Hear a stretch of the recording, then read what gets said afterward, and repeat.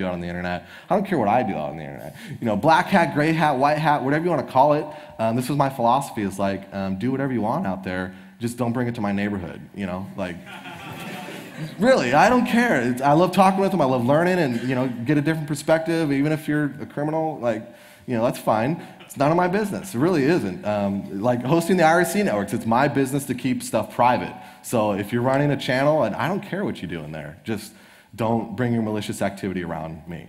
So, because then I have to deal with it. Not like I'm obligated, but like to keep my site stable, to keep my community happy. Not my community, but keep our communities happy. You have to do something. So, so those are the three options pretty much I can boil that down to. And I kind of drive that home because people don't know what to do. They don't know how to approach it. And so if you boil it down to those three options, you know, you can just defend, manage your firewalls, manage your support teams, manage your bandwidth, and just wait for it to go away. So, you know, pray that it goes away. Pray heavily. I don't believe in God, so. So defending, just like I've been talking about.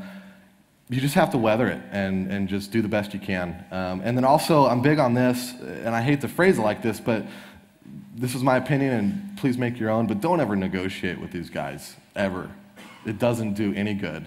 And they don't have the testicular fortitude to hold to any agreements. So even if you do try to negotiate with them and make a deal with them or give them something to leave you alone, it'll never work. So, like, you know, what is it, the United States that says it, never negotiate with terrorists? Yeah. It's kind of the same thing. I mean, I hate to say it that way, but I've tried it, and it doesn't work. It never does. These guys do not hold to agreements. They don't have any morals in that regard, or loyalties. They'll screw each other to get a one-up, you know. So when you come across these groups or have this happen to you, I sincerely believe don't ever negotiate with these guys or girls. I have seen girl bot herders. So in defending your network, you have to adapt. You have to be able to monitor and know what's going on. Sometimes they're very simple attacks, and so with very minimal configuration changes, you can defend against it pretty easily. An example is like 2600.net was taking a send flood on port 80. It's an IRC network. They obviously aren't listening on port 80. These guys didn't think it through, but it was very easy to defend against because I was able to see it and react against it and adapt. And use your resources accordingly. Well, I'm a big fan of like the art of war. Only do the least amount of effort required. You know, you may have like 150 features that you can kick in to defend against this stuff, but if you only enable 2, they're only going to go that extra mile. They're only going to go that far to get back at you. So you don't have to whip out, you know, all the guns. You know, you can start with a small pea shooter and then let them bring out their pea shooter, and then you know, you understand what I'm saying? So it's. Yeah, don't have to go double barrel shotgun all the time. It's an arms race. Yeah, it's an arms race. It really is. So don't use all your tricks immediately. So also, this was kind of interesting. Low-hanging fruit. I learned this kind of the hard way and on accident, is that sometimes if you not let them, but if they take down some things, then they think they got you good. And then they'll disappear. They're like, oh, we got them. You know, so sometimes you have some infrastructure or some servers that are weaker than others. So they may attack the whole network or the whole infrastructure, and then they take down pieces of it, and you plead, oh my God, you totally pwned me. My life is ruined.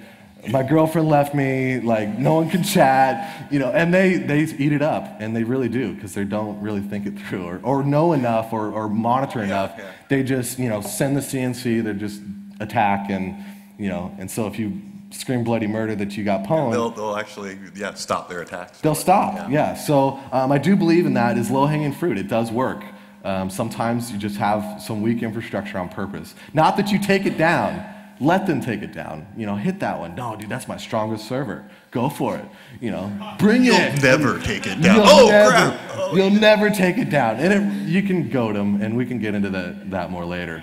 So, and I'm also a big firm believer of use real gear and real bandwidth. You know, it's like someone wants to host their forum on their home cable line. Now, I know you guys in Europe have ridiculously high bandwidth cable lines, but in the United States, DSL and cable is pretty shitty. So, like I heard a guy talking about his DSL line, and he had like 15 megabits down and, you know, 5 meg up, and you can't even get that in the United States. So it's a little different. I always tell people, if you want to host it yourself, that's great and all, but beyond, let's say, 20 to 50 users, you don't want to host this stuff at home, especially if you're going to take any type of attacks or deal with anything significant.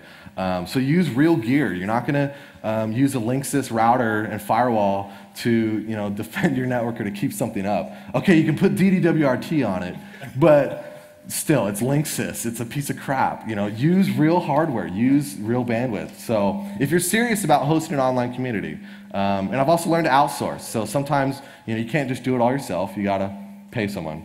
And if they got more bandwidth and more resources than you, what's the problem with that? It stays up. So usually my first response to running into malicious activity is just to defend. Like I said before, it's not my job. I don't care what you guys do out there. If I ended up taking some scatter from someone else's attack, usually I'll just defend against it and not like turn a blind eye, but I'm too busy. And there's too much of this stuff out there. So I can't spend all my time just dealing with douchebags all day. So excuse the terms, but. So logging, tracking, and reporting. And before I forget this too, because I didn't put this in the slide, but I do want to bring this up, and I've dealt with this in particular issues. Privacy. You may want to log, and you may want to monitor, but you want to understand that your community or your users may have certain expectations for privacy, and so you want to hold to that. For example, like 2600.net, we've always logged, but we log for 72 hours and only connections. And I tell people that, and it's transparent. If they want to see it, I'll show it to them, so that that trust is still there. If they want to chat on the IRC network, they can do that securely, and no one's going to have any logs of that. It's impossible with the software that we use. But I do log connections for 72 hours, just so that I know what's going on. I can see flood connections. I can see all kinds of stuff with that. And it's the very minimal. And it doesn't take a lot to maintain that privacy. Whether you can automatically encrypt or purge, there's a lot of things that you can do to maintain that. Right. And it depends on the community that you're dealing with. On the 2600 net, a lot of people, even if you tell them we log connections and 420, oh geez, you're logging and tracking me, and shut up. They're like, you're logging, you automatically work for the FBI. Right, yeah. So a lot of times, in some communities just simply won't care. They'll just be like, oh, well, I understand you got a job to do, so log everything. And they're like, well, okay. So depending on what your community expects is about how much logging you should do. And I'm big on letting people know that ahead of time. So your terms and conditions, your acceptable use policy, however you want to get that communicated to your user base, make sure that they know and it's transparent, so that their expectations are met and they don't get caught with their pants down like, oh my God, I did not know that you've been logging me this whole time. And not like you're logging them. I mean, the goal is to be able to defend and manage your network. So it's not about logging them, it's logging your resources. So you have to consider some stuff when it comes to logs, especially with privacy. And I didn't want to forget that. I wanted to hammer that pretty good on the slides, but there's a lot more other stuff to put in there. So one thing that helps is if you're getting DOS, is just grab a TCP dump. Even if you don't have the ability to analyze it, you don't even know where to send it immediately, but if you grab a TCP dump, it helps. If you can give that to someone later, a researcher, it definitely helps. You get a good idea of what's going on, and it helps, certainly. And then logging, tracking, and reporting. I'm not, how do I phrase this?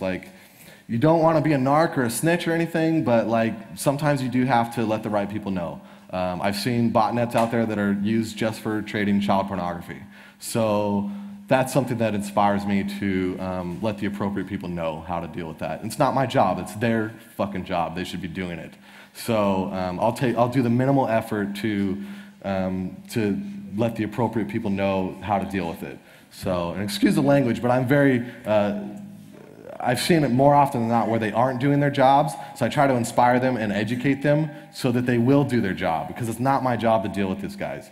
There's all kinds of organizations out there that can help with this. They may not know exactly how to help you, especially if it's to the point where you see really bad stuff and you may feel inspired to go to law enforcement and whatnot, and I don't necessarily always feel that that's the right path.